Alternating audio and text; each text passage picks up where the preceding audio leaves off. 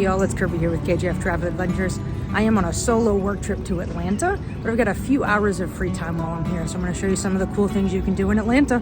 Let's go!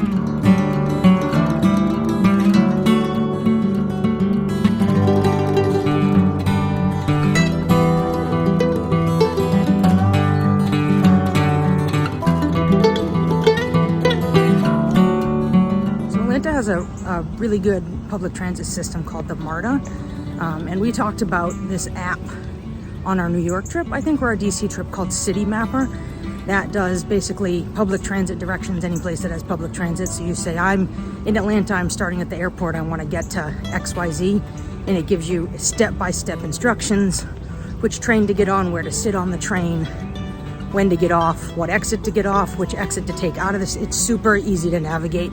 So I used that to get me from the Atlanta airport to Doughnuts, because the first stop would be Doughnuts. So we're in Inman Park to go check out Revolution Doughnuts. Let's go.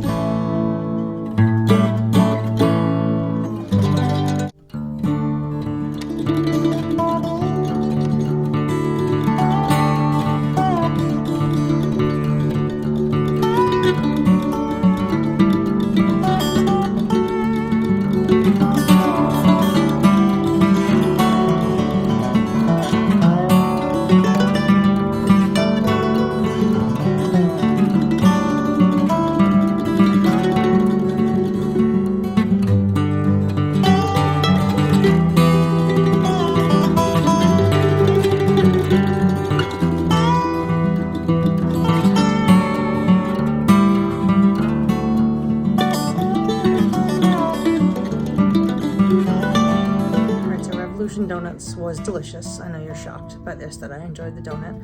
And Inman Park was really like a cute little historic area. And it is evening. I am done my work for the day, so we're heading out to dinner at the Varsity, which was a restaurant that was recommended by quite a few people when I said I was coming to Atlanta. So let's go check it out.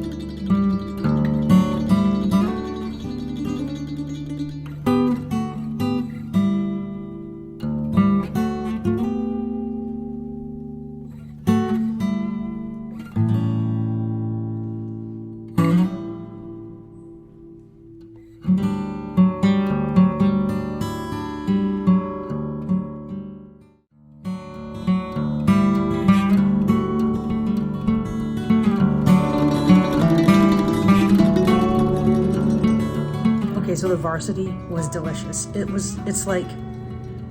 It's not fancy, right? If you are coming to Atlanta and you're looking for fine dining, it is not the Varsity. But it is the best quick food. That's not fast food. That was delicious. The fries were fresh.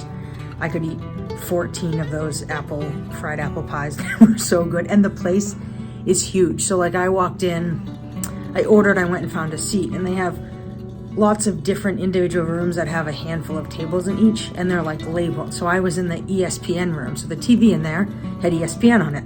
Then there was a CNN room and a news room, and it was you could like sit if you wanted something specific on the TV. But it was massive. It like kept going and going. I don't even think I got it all on film. The place was huge. They were super fast and efficient, so I would totally go back there again. Not fine dining, but delicious if you're looking for something quick and inexpensive. My burger and drink and dessert was like $15. It was great. And another note on like the Atlanta MARTA system, it's great. It's not as extensive as like a Boston or New York, but where it goes is very efficient and it's very inexpensive. It's, I believe, $250 like each ride, but I bought a day pass because I knew I was going to make a bunch of rides for like $9. And unlike some other places, they don't charge more if you are going or coming from the airport station. So a lot of the New York subway system, if you're coming from like the airport station, you have to pay like a premium for the airport. I had to do that in Denver too. Atlanta, it was just the same price. So that was super affordable. And that's it. So I'm done for the night. I have a little bit of time tomorrow morning. So we're gonna go to the aquarium and then I fly back home. So I'll see you in the morning. Good morning. So I'm walking to the Georgia Aquarium. So it is located basically at Centennial Olympic Park. So there's a lot of things to do here if you have a few hours and aquariums aren't your thing. There's also the College Football Hall of Fame here.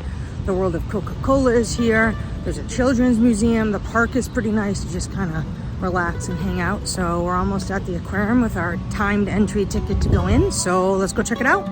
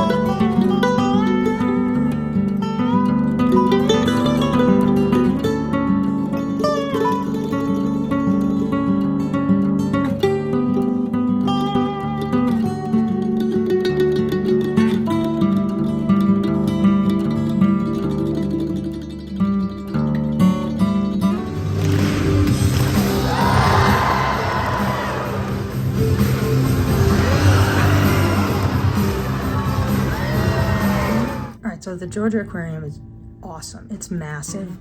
There were so many different exhibits. You could easily spend most of the day there. They had two shows inside, a sea lion show and a dolphin show. You couldn't record the sea lion not show. They call them presentations, and they're educational, and they teach you about the conservation and the rescue and how they train the animals. They were really super interesting. And as of right now, it's late March 2023. You still need to reserve a spot in one of the shows for crowd control. They seem to be filling every seat, but once you get into the aquarium, there were QR codes to scan to sign up for which of the shows you wanted to go to. You had to show that when you were getting in line. So I did both shows, wandered around for a few hours, so it was cool. They did have a nursing station up on the second floor, and they also had a sensory room. So if you have sensory issues and you needed a quiet space to get away from it, they had a room up on that floor that you could use. There was someone in there, so I didn't go in to see what they had, but I thought that was a really cool offering. But overall, I did a great time in the few hours that I had away from work, and I would totally come back. There's so many things to do. There's the World of Coca-Cola, there's a bunch of other things. So I'm sure we'll be back in Atlanta at some point for more than a few hours, so we can do a few more things. So thanks for following along. I'm Kirby from KJF-TravelAdventures. Make sure you subscribe to the channel so you get notified when all of our new videos drop. Bye!